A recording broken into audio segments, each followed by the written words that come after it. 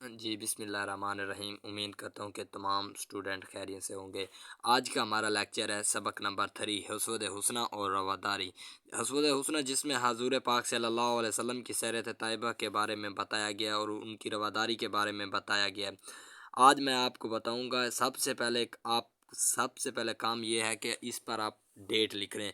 آج ڈیٹ ہے 25 تاریخ 11واں مہینہ 2023۔ یہاں دیکھیں، اس پر ڈیٹ لکھنے کے بعد صفحہ نمبر ہے 23 پیارے بچوں، ٹھیک ہے۔ صفحہ نمبر ہے 15 کے بعد ہم سٹارٹ کرتے ہیں سبق۔ انشاءاللہ آج ہم سبق پڑھیں گے۔ یہ دیکھیں یہاں سے حسود حسنہ اور رواداری، یہاں پہ سبق سٹارٹ کرتے ہیں۔ الفاظ اور تلفظ بھی دیے گئے ہیں، ٹھیک ہے۔ سبق آج سے سٹارٹ کرتے ہیں، کل سے انشاءاللہ اس کی مشق بھی کریں گے اور وہ بھی میں آپ کو ویڈیو بنا کے سینڈ کر دوں گا، ٹھیک ہے۔ چلتا سبق کی طرف۔ دوسروں کی طرف سے دی جانے والی تکلیفوں، مصائبوں اور اذیتوں پر صبر کرنا اور ان کی خندق پیشانی برداشت کرنا تحمل اور رواداری کہلاتے ہیں۔ انہوں نے تحمل اور رواداری کی مثال دی ہے کہ تکلیفوں، مصائب اور اذیتوں پر صبر کرنا تحمل اور رواداری کہلاتا ہے۔ اور سرکار دو عالم خاتم النبیین صلی اللہ علیہ وسلم کی سیرت و نبی برداشت اور رواداری کا کامل نمونہ ہے۔ آپ خاتم النبیین صلی اللہ علیہ وسلم دوسروں کی بات توجہ سے سنتے اور ان کی رائے کا احترام کرتے اور اپنے مزاج کے خلاف ناگوار باتوں پر بھی برداشت اور رواداری کا دامن ہاتھ سے نہ جانے دیتے۔ اللہ تعالیٰ نے دوسروں کی بات توجہ سے سنتے اور اللہ تعالیٰ نے اپنے محبوب نبی و آخر الزماں حضرت محمد صلی اللہ علیہ وسلم کو زندگی کو ہمارے لیے مشغلہ راہ بنایا ہے۔ ارشاد باری تعالیٰ ہے، بے شک رسول صلی اللہ علیہ وسلم خاتم النبیین صلی اللہ علیہ وسلم کی زندگی ہمارے لیے بہترین نمونہ ہے۔ کہ ارشاد اللہ تعالیٰ نے خود بھی ارشاد کیا ہے کہ حضور پاک صلی اللہ علیہ وسلم کی زندگی ہمارے لیے بہترین نمونہ ہے۔ اگرچہ دنیا کے مذہبی اور سیاسی شخصیات کی زندگیوں سے ہمیں برداشت اور رواداری کی کئی مثالیں مل جائیں گی، لیکن یہ سب حضور صلی اللہ علیہ وسلم کے مقابلے میں بہت معمولی معلوم ہوتی ہیں۔ آپ خاتم النبیین صلی اللہ علیہ وسلم کی زندگی صبر و تحمل برداشت کا ایسا کامل نمونہ ہے جس کی پوری انسانی تاریخ میں کوئی مثال نہیں ملتی۔ آپ خاتم النبیین صلی اللہ علیہ وسلم نے جب اہل مکہ کو ایک اللہ پر ایمان لانے کی دعوت دی تو وہ سب آپ خاتم النبیین صلی اللہ علیہ وسلم کے جانی دشمن بن گئے۔ مطلب کہ اس سبق کا پہلے ہم چھوٹی کلاسز میں ہم صرف نظم اور خلاصہ پڑھتے تھے، لیکن اس خلاصے کی تشریح بھی کی جاتی ہے۔ مطلب کہ جب آپ اللہ تعالیٰ کے رسول نبی کریم صلی اللہ علیہ وسلم نے اسلام کی دعوت دینی شروع کی تو اہل مکہ کے لوگ آپ صلی اللہ علیہ وسلم کے جانی دشمن بن گئے۔ آگے پڑھو، انہوں نے آپ خاتم النبیین صلی اللہ علیہ وسلم اور آپ خاتم النبیین صلی اللہ علیہ وسلم کے ساتھیوں پر عرصہ حیات تنگ کیا۔ وہ ہر لمحہ آپ صلی اللہ علیہ وسلم کو تکلیف پہنچانے کی کوشش کرتے۔ مکہ میں 13 برس قیام کے دوران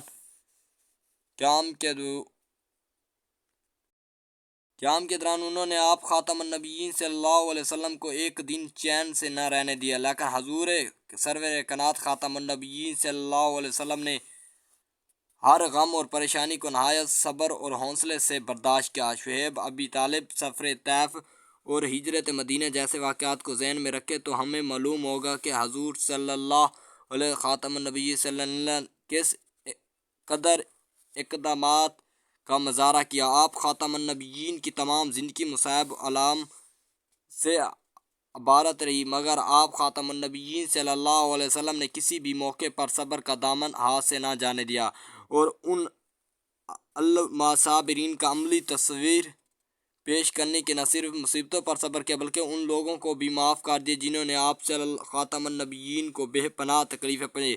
اس لائن کی تشریح کر رہا ہوں کہ وہ کہہ رہے ہیں کہ جنہوں نے بھی آپ صلی اللہ علیہ وسلم کو تکلیفیں پہنچی آپ صلی اللہ علیہ وسلم نے ان کو معاف فرمایا۔ ذرا تصور کیجئے کہ مکہ فتح ہو چکا تھا، صحابہ کرام شمع رسالت حضور خاتم النبیین صلی اللہ علیہ وسلم کی گرد پروانوں کی طرح جمع ہوئے تھے۔ مکہ کے بڑے بڑے سردار سر جھکائے کھڑے تھے اور دل ہی دل میں اپنے کیے گئے مظالم کے بدلے کا سوچ کر کانپ رہے تھے۔ وہ ڈر رہے تھے کہ جو کچھ انہوں نے حضور صلی اللہ خاتم النبیین صلی اللہ علیہ وسلم کے ساتھ کیا آج سزا کے طور پر ان کے ساتھ کیے جانے والا سلوک ہوگا۔ ان لوگوں میں خاتم النبیین صلی اللہ علیہ وسلم کے رشتے راستے میں کانٹے بچھانے والے بھی تھے، آپ خاتم النبیین پر پتھر مارنے والے بھی تھے، اور وہ بھی تھے جنہوں نے غزوہ احد میں آپ خاتم النبیین کو لو لہان کیا، اور آپ خاتم النبیین صلی اللہ علیہ وسلم قاتلانہ حملہ کیا کرنے والے بھی، اور وہ جنہوں نے آپ خاتم النبیین کے پیارے چچا حضرت حمزہ کو شہید کر کے ان کے جسم کے ٹکڑے کیے اور ان کا جگر چبایا۔ سرور کائنات خاتم النبیین ان پر ایک نظر ڈالی اور سوال کیا، اے قریش، تمہیں کیا توقع ہے کہ میں اس وقت تمہارے ساتھ کیا معاملہ کروں گا؟ تو انہوں نے جواب دیا، ہم آپ خاتم النبیین صلی اللہ علیہ وسلم سے اچھی امیدیں رکھتے ہیں۔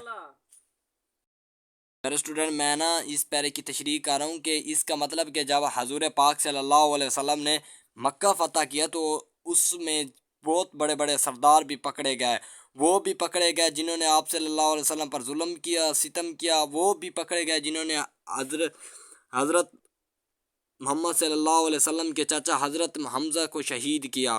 پھر بھی آپ صلی اللہ علیہ وسلم ان پر نظر ڈالے اور کہا کہ اے قریش والا، تمہیں کیا توقع تھی؟ تو انہوں نے اچھی امیدیں رکھتے تھے۔ خاتم النبیین صلی اللہ علیہ وسلم کریم نفس اور شریف بھائی ہیں، اور کریم اور شریف بھائی کے بیٹے ہیں۔ آپ خاتم النبیین صلی اللہ علیہ وسلم نے ارشاد فرمایا، میں تم میں سے وہی کہتا ہوں جو حضرت یوسف علیہ السلام نے اپنے بھائیوں سے کہا تھا کہ آج تم پر کوئی ملامت نہیں، جاؤ تم سب آزاد ہو، اور غفور درگزار اور حمل و تحمل کی اس طرح بہتر مثال ہو پوری انسانیت کو طریق نہیں ملتی۔ غفور و درگزار، رحم کرنے والا، معاف کرنے والا، ٹھیک ہے۔ اس کے بعد مدینہ منورہ میں بھی آپ خاتم النبیین صلی اللہ علیہ وسلم نے اخوت اور بھائی چارے کی بنیاد پر ایسا معاشرہ قائم کیا جہاں پر مسلمانوں اور غیر مسلموں کے ساتھ معاشرتی سطح پر مساوانہ سلوک کیا جاتا ہے۔ مساق مدینہ وہ معاہدہ تھا جس کے ذریعے سے حضور خاتم النبیین صلی اللہ علیہ وسلم کے مدینہ کے مختلف قبائل کو یکجا کر پرامن معاشرے کی بنیاد رکھی۔ مساق مدینہ سے مذہبی رواداری اور دامن دام کو فروخت کیا۔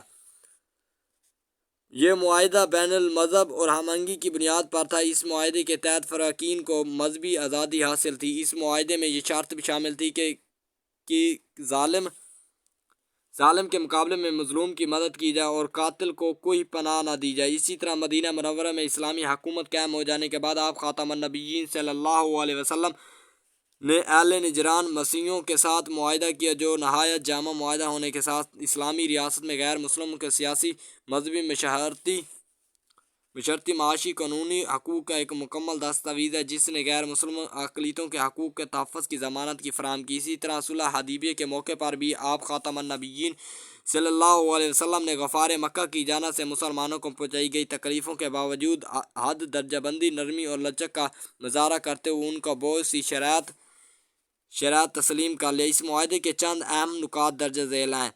فریقین کے درمیان 10 سال تک جنگ نہیں کی گئی۔ قریش جو شخص رسول خاتم النبیین کے پاس بھاگا کر مدینے جائے گا اسے واپس کرنا ہوگا۔